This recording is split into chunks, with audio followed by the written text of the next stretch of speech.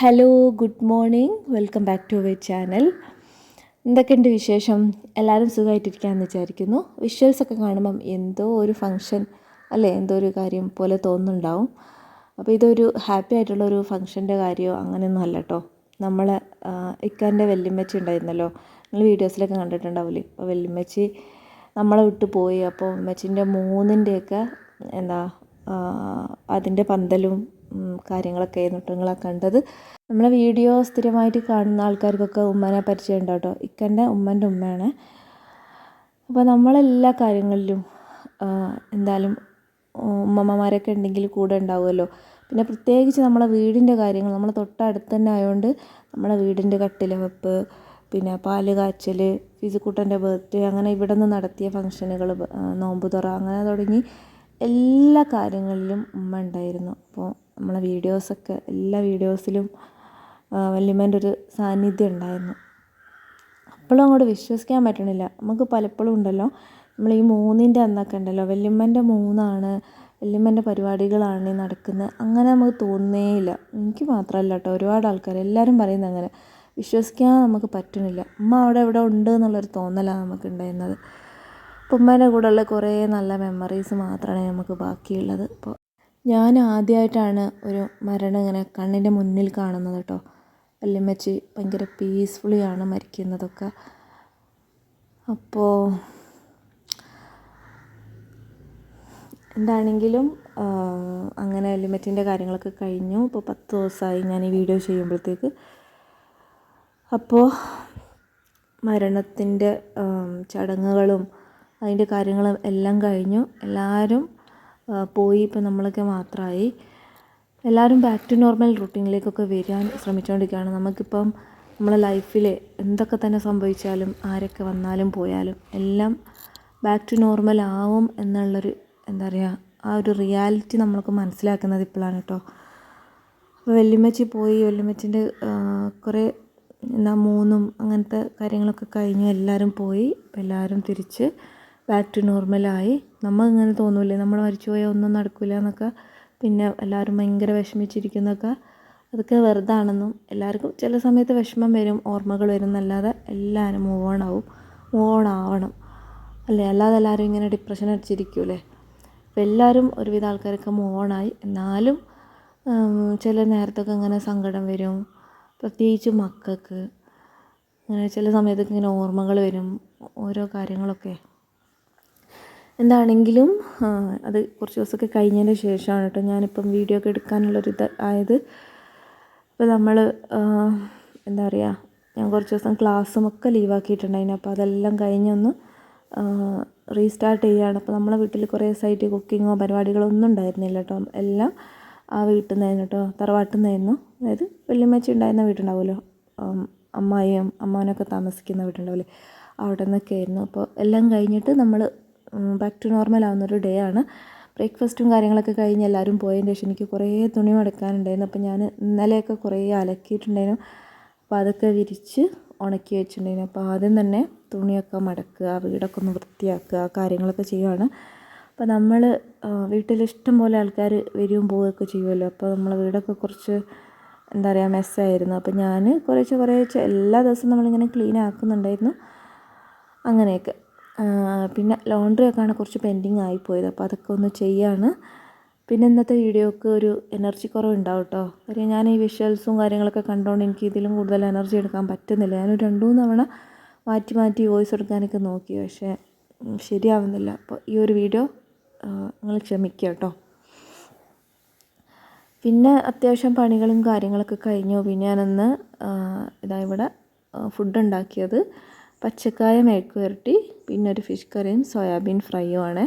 എനിക്കുണ്ടല്ലോ സാധാരണ Saturday Sunday ഒക്കെ morning ആണ് ക്ലാസ് ഉണ്ടാകുക. അപ്പോൾ ഉച്ചയാകുമ്പോഴേക്കും എല്ലാം കഴിയും. അപ്പം എന്തെങ്കിലും കാരണം കൊണ്ട് ഫിസ് ഇവിടെ ഇല്ലെങ്കിൽ ഞാൻ നേരെ കിച്ചണിൽ പോയിട്ട് ഫുഡ് ഉണ്ടാക്കിയൊന്നും കഴിക്കാതെ, വേറെ ആരും ഇല്ലല്ലോ, എന്നാലും ഞാൻ നേരെ റൂമിൽ പോയി കിടക്കും കേട്ടോ. അപ്പോൾ അങ്ങനത്തെ സമയത്ത് വല്യമ്മച്ചി വന്ന് ബെല്ലടിക്കും. എന്നിട്ട് വല്യമ്മച്ചി എന്നോട് ചോദിക്കും, നീ എന്തെങ്കിലും കഴിച്ചോ, കിച്ചണിൽ നിന്ന് സൗണ്ടൊന്നും കേട്ടില്ലല്ലോ, ഒന്നും ഉണ്ടാക്കി കഴിച്ചില്ലല്ലോ എന്നൊക്കെ ചോദിക്കും. അപ്പോൾ ഞാൻ ഫുഡ് കഴിച്ചോ എന്ന് ഇവിടെ അന്വേഷിക്കുന്ന ഒരേ ഒരു വ്യക്തി വല്യമ്മച്ചിയാണ് കേട്ടോ. എല്ലാവരും ഇക്ക ഫുഡ് കഴിച്ചോ, മോൻ ഫുഡ് കഴിച്ചോ എന്നൊക്കെ എല്ലാവരും ചോദിക്കും. പക്ഷെ ഞാൻ കഴിച്ചോന്ന് ഈ സൈഡിൽ നിന്ന് എന്നോട് ചോദിക്കുന്ന ഒരേ ഒരു വ്യക്തി വല്യമ്മച്ചിയാണ് കേട്ടോ. അപ്പോൾ ഇനിയിപ്പോൾ എന്നോട് അങ്ങനെ ചോദിക്കാനും ഇവിടെ ആരുമില്ല. അപ്പോൾ ഫുഡ് കഴിക്കുമ്പോൾ എനിക്ക് ആ ഒരു സംഭവം ഇങ്ങനെ ഓർമ്മ വരും. സാറ്റർഡേ സൺഡേ ഒക്കെ ക്ലാസ് ഉണ്ടായിരുന്നു കേട്ടോ, കഴിഞ്ഞ സാറ്റർഡേ സൺഡേ ഒക്കെ. അപ്പോൾ അത് കഴിഞ്ഞ് ഞാനിങ്ങനെ ഫുഡ് കഴിക്കുമ്പോൾ എനിക്കിങ്ങനെ ഓർമ്മ വന്നു ആ കാര്യങ്ങളൊക്കെ. പിന്നെ എന്താ, കുറച്ച് ദിവസമായിട്ട് ഞാൻ മുടിയൊന്നും ഒട്ടും ശ്രദ്ധിക്കുന്നുണ്ടായിരുന്നില്ല കേട്ടോ. അപ്പോൾ എൻ്റെ മുടിയൊക്കെ കുറച്ച് ഫ്രിസിയായി ഭയങ്കര ഡാമേജ് ആയിട്ടിരിക്കുകയാണ്. അപ്പോൾ ഞാനതിന് വേണ്ടിയിട്ട് എണ്ണ തേച്ചിട്ടൊക്കെ കുറേ ദിവസമായി. അപ്പോൾ നമുക്ക് ഒരു കാച്ചിയ എണ്ണ ഉണ്ടെങ്കിൽ തേക്കാനൊക്കെ ഒരു ഇതാവുമല്ലോ. അപ്പോൾ കുറേ ആയി എണ്ണ കാച്ചണമെന്നൊക്കെ വിചാരിക്കുന്നത്. അപ്പോൾ ഞാനൊരു എണ്ണ കാച്ചുന്നുണ്ട്. അപ്പോൾ ഇതെങ്ങനെ ഉണ്ടാക്കുന്നത് ജസ്റ്റ് ഒന്ന് പറഞ്ഞു തരാൻ. കുറേ ഇൻഗ്രീഡിയൻസ് ഒന്നും ഇടുന്നില്ല കേട്ടോ. അപ്പോൾ എനിക്ക് ഈസിലി അവൈലബിൾ ആയിട്ടുള്ള മാത്രമാണ് ഞാൻ ഇടുന്നത്. കുറച്ച് വെളിച്ചെണ്ണ എടുക്കുന്നു, അത് ചൂടാക്കിയിട്ട് അതിലേക്ക് കുറച്ചധികം മൈലാഞ്ചി ഇലയും കറിവേപ്പിലയാണ് ഇടുന്നത്. ഇതിലേക്ക് നമുക്ക് ചെമ്പരത്തിൻ്റെ ഇല, ചെമ്പരത്തിൻ്റെ പൂവ്, കറ്റാർവാഴ, നെല്ലിക്ക, പിന്നെന്തായിരുന്നു ആര്യവേപ്പ്, അങ്ങനെ പല കാര്യങ്ങളും ആഡ് ചെയ്യാം കേട്ടോ. ഈ മൈലാഞ്ചിക്ക് കുറച്ച് ആൻറ്റി ഫംഗൽ ഗുണങ്ങളും ഉണ്ട്. അതുപോലെ കറിവേപ്പിനും അതിൻ്റേതായ ഗുണങ്ങളൊക്കെ ഉണ്ട്. അപ്പോൾ ഇത് നമ്മൾ തലയിൽ തേച്ച് പിടിപ്പിക്കുമ്പോൾ നമ്മളെ സ്കാൽപ്പിനാണെങ്കിലും ഹെയറിനാണെങ്കിലും ഈ താരനില്ലേ, ഡാൻഡ്രഫ്, അതിൻ്റെ പ്രശ്നങ്ങളും അതുപോലെ പ്രീമച്വർ ഗ്രേയിങ് ഒക്കെ മാറിക്കിട്ടും കേട്ടോ. അകാലനരയൊക്കെ കുറയാനൊക്കെ നല്ലതാണ്. അപ്പോൾ ഇതിന് ചെറിയൊരു കളറും ഉണ്ടാവും. ഭയങ്കര ബ്ലാക്ക് കളറല്ല കേട്ടോ നമുക്ക് കിട്ടുക. ഒരു എന്താണ്, എനിക്ക് ബേസിക്കലി ബ്ലാക്ക് ഹെയർ ഭയങ്കര ഇഷ്ടമല്ല കേട്ടോ. എനിക്ക് ആദ്യം മുതലേ അത്ര ബ്ലാക്ക് അല്ല എൻ്റെ ഹെയർ. ഞാൻ ചെറുപ്പം മുതലേ ഹെന്ന ഇടുമായിരുന്നു. അതുകൊണ്ട് തന്നെ എൻ്റെ മുടിക്ക് ചെറുതായിട്ടൊരു ടിൻ്റുണ്ട്. എനിക്ക് ആ ഒരു കളറാണ് ഇഷ്ടം. അപ്പോൾ നമുക്ക് ഈ ഹെന്ന ആഡ് ചെയ്യുമ്പോൾ ചെറിയൊരു ഒരു ചെമ്പൻ കളറിലേക്ക് വരും കേട്ടോ നമ്മളെ ഹെയർ. എനിക്ക് ചെറുതായിരുന്ന സമയത്ത് ഈ പ്രീമച്വർ ഗ്രേയിങ് ഉണ്ടായിരുന്നു. അപ്പോൾ ഈ ഹെന്ന കാരണമാണ്, ഹെന്ന യൂസ് ചെയ്താണ് അതൊക്കെ മാറിയത്. അപ്പോൾ ഹെന്ന എനിക്ക് ഭയങ്കര ഇഷ്ടമാണ് കേട്ടോ തലയിൽ അപ്ലൈ ചെയ്യാനൊക്കെ. അപ്പോൾ ഹെന്ന ഡയറക്റ്റ് ഏറ്റവും നല്ലത് നാച്ചുറൽ ഫോമിൽ തന്നെ അരച്ച് തേക്കുന്നതാണ്. പക്ഷെ അത് ഭയങ്കര പണിയായതുകൊണ്ട് കുറച്ച് എണ്ണ ഉണ്ടാക്കി വെക്കുകയാണെങ്കിൽ എല്ലാ ദിവസവും നമുക്ക് കുറച്ച് തേച്ച് 1 മണിക്കൂർ പിടിപ്പിച്ചതിന് ശേഷം കുളിക്കാമല്ലോ. അപ്പോൾ ഞാൻ ഇത് നന്നായിട്ടൊന്ന് ഈ ഇലകളൊക്കെ മുരിഞ്ഞ് വരുന്നത് വരെ ചൂടാക്കിയതിന് ശേഷം ഫ്ലെയിം ഓഫ് ചെയ്തിട്ട് ഒരു പിടി ഉലുവയും കൂടി ഇട്ട് കൊടുത്തിരിക്കുന്നു കേട്ടോ. നല്ലൊരു സ്മെല്ലും ഉണ്ടാവും, കുറച്ചും കൂടി നല്ലൊരു കളറും കിട്ടും. ഉലുവ നല്ലതാണ് കേട്ടോ നമ്മളെ ഹെയറിന്. അപ്പോൾ ഓഫ് ചെയ്തതിന് ശേഷമാണെങ്കിലും ഉലുവ ഇട്ടതിന് ശേഷം ഇങ്ങനെ പൊട്ടുന്നുണ്ട്. ചൂടെടുക്ക തന്നെയാണ് ഇട്ടത്. ഇനിയിപ്പോൾ പ്രത്യേകിച്ച് പരിപാടിയൊന്നുമില്ല. ഇതൊന്ന് ചൂടാറുന്നത് വരെ ഈ ഇലകളൊക്കെ എണ്ണയിൽ തന്നെ ഇരിക്കട്ടെ.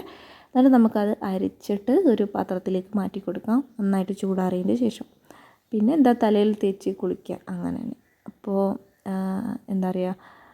നോർമലി വെറും വെളിച്ചെണ്ണ, എണ്ണ ഇതൊക്കെ തേക്കാൻ ഇഷ്ടമില്ലാത്ത ആൾക്കാർക്ക് ട്രൈ ചെയ്യാവുന്നതാണ്. പിന്നെ ഇത് നമ്മളെ മുടി ഭയങ്കരമായിട്ട് ഇങ്ങനെ ഒട്ടിപ്പിടിച്ചതുപോലെ ആക്കുമല്ലോ കേട്ടോ. നമ്മൾ ഹെന്നൊക്കെ ഒരു പ്രത്യേകത ഉണ്ട്. ഹെന്ന നമ്മളെ മുടീനെ കുറച്ചൊന്ന് ഡ്രൈ ആക്കും. അതുപോലെ ഇങ്ങനെ പറ്റിച്ച് വെക്കൂല, മുടിയൊന്ന് നമ്മളൊന്ന് ഷാമ്പു ചെയ്ത പോലെ ആ ഒരു രീതിയിലാണ് ഉണ്ടാകുക. അപ്പോൾ അതിൽ നമ്മൾ ഓയിലിട്ട് ചെയ്യുമ്പോൾ അതിൻ്റേതായിട്ടുള്ള ഒരു മോയ്സ്ചറൈസിങ് എഫക്റ്റും കിട്ടും. എന്നാൽ ഭയങ്കരമായിട്ട് ഒട്ടിപ്പിടിച്ച പോലെ ഇരിക്കുകയില്ല. അത് വ്യത്യാസമാണ്. നമ്മൾ നോർമൽ എണ്ണ തേക്കുന്നതിൻ്റെ ഗുണങ്ങൾ കിട്ടുകയും ചെയ്യും, ആ ഒരു ലുക്ക് ഉണ്ടാവുകയില്ല. എനിക്ക് തീരെ ഇഷ്ടമില്ല ഇങ്ങനെ എണ്ണ തേച്ച് മുടി പറ്റിയിരിക്കുന്നത്. എനിക്ക് കുറച്ചും കൂടി പാറിയിരിക്കും. നമ്മൾ ആ ഷാമ്പൂ ഒക്കെ ചെയ്ത് കണ്ടീഷൻ ചെയ്ത് അങ്ങനത്തെ ഒരു ലുക്കാണ് ഇഷ്ടം. അപ്പോൾ ഹെന്ന ഇട്ട ഒരു എണ്ണ ആയതുകൊണ്ട് ആ ഒരു പ്രശ്നമൊന്നും ഉണ്ടാവില്ല. ഹെയറൊക്കെ നല്ല അടിപൊളിയായിട്ടിരിക്കും കേട്ടോ. അപ്പോൾ ഞാനിത് ഒരു പഴയ തോർത്തും കൊണ്ട് വെച്ചിട്ട് അരിച്ചെടുക്കുകയാണ്. അല്ലേ, എണ്ണ നല്ല ഡാർക്ക് കളറായിട്ടുണ്ട്. ഹെന്നാൻ്റെ ഒരു കളറും പിന്നെ നമ്മളെ ഉലുവയും എല്ലാം കൂടി ഇട്ടതുകൊണ്ട് അത്യാവശ്യം ഒരു ഡാർക്ക് കളറായിട്ടുണ്ട്. ഇനി ഇതിൻ്റെ ചൂടൊക്കെ നല്ലോണം പോയതിന് ശേഷം നമുക്കതൊരു കണ്ടെയ്നറിലേക്ക് മാറ്റിയേക്കാം. ശരിക്കും ഇത് ഒരു ഡേ ഒക്കെ നമ്മൾ ആ ഒരു എണ്ണയിൽ തന്നെ ഈ ഇലകൾ ഇട്ട് വെച്ചാൽ കുറച്ചുകൂടി നല്ലതാണ്. എനിക്ക് പിന്നെ അപ്പം തന്നെ തലയിൽ തേച്ച് കുളിക്കേണ്ടതുകൊണ്ട് ഞാനിത് പെട്ടെന്ന് ശരിയാക്കുകയാണ്. പിന്നെന്താ, ഫിസുകുട്ടനെ കുറച്ച് ദിവസം സ്കൂളിൽ ലീവും കാര്യങ്ങളൊക്കെ ഉണ്ടായിരുന്നു. അങ്ങനെ എല്ലാം നമ്മൾ പതുക്കെ നോർമലായി അങ്ങനെ വരുന്നേ ഉള്ളൂ. അങ്ങനെയൊക്കെയാണ് നമ്മളിന്നത്തെ ഒരു ഡേ അങ്ങ് പോയത് കേട്ടോ. പിന്നെ എനിക്ക് നിങ്ങളോടൊരു കാര്യം പറയാനുള്ളത്, നിങ്ങളെ വീടുകളിലോ അല്ലെങ്കിൽ തൊട്ടടുത്ത വീട്ടിലോ കുടുംബത്തിലോ ഒക്കെ പ്രായമായിട്ടുള്ള ആൾക്കാരുണ്ടെങ്കിൽ കുറച്ച് സമയം ഫോണൊക്കെ മാറ്റി വെച്ച് അവരെ കൂടെ സ്പെൻഡ് ചെയ്യാനും അവരെ കാര്യങ്ങളൊക്കെ കേൾക്കാനും അവർ പറയുന്നതൊക്കെ ഒന്ന് എമ്പതറ്റിക്കായിട്ടൊന്ന് നോക്കിക്കാണാനും ഒക്കെ ഒന്ന് ശ്രമിക്കണം കേട്ടോ. എല്ലാവരും കുറേ പേരൊക്കെ ചെയ്യുന്നുണ്ടാവും. എന്നാലും നമുക്ക് ഭയങ്കര തിരക്കുകളും കിട്ടുന്ന സമയത്ത് പിന്നെ നമുക്ക് ഫോണൊക്കെ നോക്കാനുണ്ടാവും. അപ്പോൾ അതൊക്കെ മാറ്റി വെച്ചിട്ട് കുറച്ച് സമയം നമ്മൾ പ്രായമായിട്ടുള്ള ആൾക്കാരെ മാത്രമൊന്നുമല്ല, നമ്മൾ പ്രിയപ്പെട്ട ആൾക്കാരെ കൂടെ സ്പെൻഡ് ചെയ്യുക. ഒരാളില്ലാതായി കഴിയുമ്പോൾ നമുക്ക് ആ ഒരു ശൂന്യത ഫീൽ ചെയ്യും. അപ്പോൾ നമുക്ക് തോന്നും കുറച്ച് സമയം കൂടിയൊക്കെ അവരെ കൂടെ സ്പെൻഡ് ചെയ്യാമെന്നൊക്കെ. പിന്നെ നമ്മൾ ആലോചിച്ചിട്ടൊരു കാര്യമില്ലല്ലോ. അപ്പോൾ മാക്സിമം എല്ലാവരെയും കൂടെ ടൈം സ്പെൻഡ് ചെയ്യുക, പ്രായമായിട്ടുള്ള ആൾക്കാരെ കൂടെ പ്രത്യേകിച്ചും. അപ്പോൾ അത്രയൊക്കെയാണ് നമ്മൾ ഇന്നത്തെ വീഡിയോ. ഞാൻ കുറച്ചും കൂടി എനർജറ്റിക് ആയിട്ട് അടിപൊളിയായിട്ടുള്ള വീഡിയോസൊക്കെ ആയിട്ട് വരാം കേട്ടോ. പിന്നെ വീഡിയോ നിങ്ങൾ അത്രയും കണ്ടു എന്നുണ്ടെങ്കിൽ എന്താണെങ്കിലും ഒരു ലൈക്കും കമൻറ്റും കാര്യങ്ങളൊക്കെ തരിക. അപ്പോൾ അത്രയേ ഉള്ളൂ. അടുത്ത വീഡിയോ ആയിട്ട് കാണാം. Thank you for watching. Take care. Bye bye.